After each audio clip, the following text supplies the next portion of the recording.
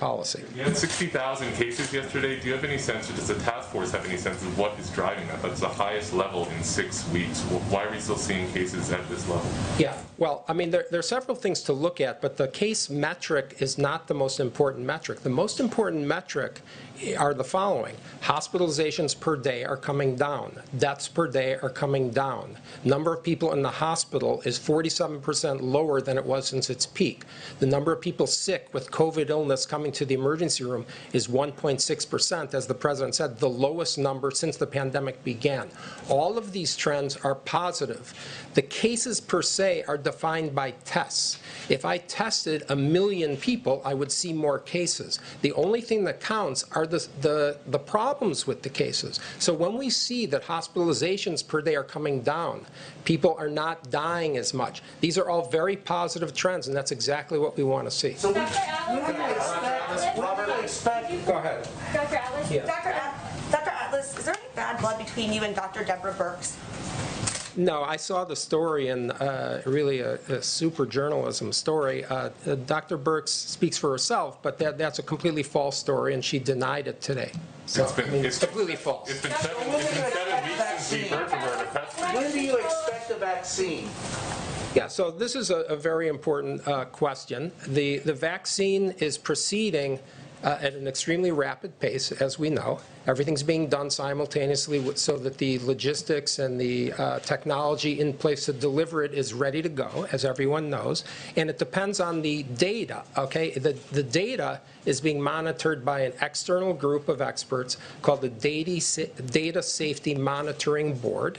And when we have enough cases, when they see enough cases that have shown a statistically significant difference, they will tell the company, and then the company will say, look at it and say, yes, we have it, and we think that that has a good chance of happening in October. You kind of said, just a quick follow, you did say that last week in this room, pretty much the same thing, but you said it could be... It's the truth, that's why. Well, I understand, but I want to clear it up because you said it could be as late as January, it could be after the election, that there's no clear-cut time, and that's what I want to make sure that you're saying. This is the current thinking that I have been told. I'm not in charge of the vaccine development. I'm relaying information.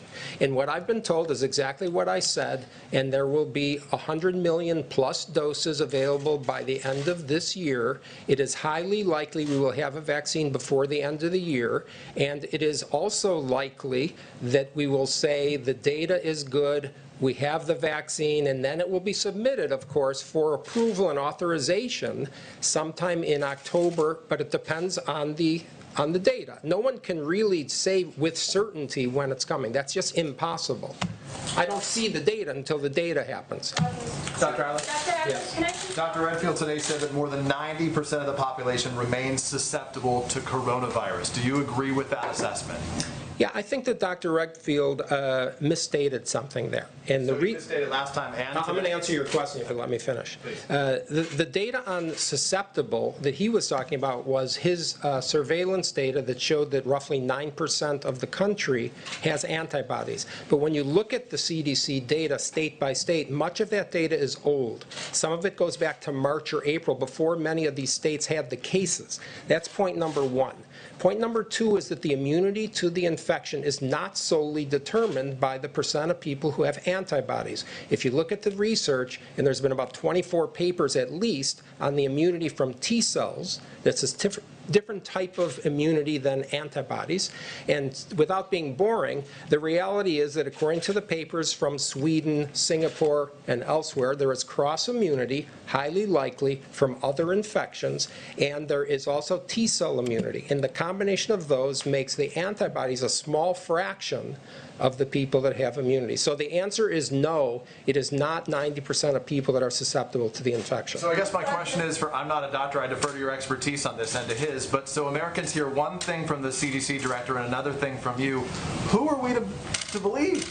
You're supposed to believe the science, and I'm telling you the science. So he's not telling us science. I'm telling you the science, and that's the answer. And if you want to look up all the data, you're free to. You can also talk to the following epidemiologists. I guess why is he still going out before Congress and speaking if you say he's misstated can't- today and the president said he misstated last time? Americans are looking for the best information right now. Yeah, and I'm giving you the best information, and it's confirmed by people like Martin Koldorf, who's a Harvard epidemiologist at Harvard Medical School. Let me finish, please. Jay Bhattacharya and Johnny Anides, both epidemiologists at Stanford. Professor Gupta, University of Oxford. These are people who know the latest data on the immunology and what's happening, and I just recited it to you. So we're I'm going to give Scott a little time off. I'm just going to give Scott a little time off.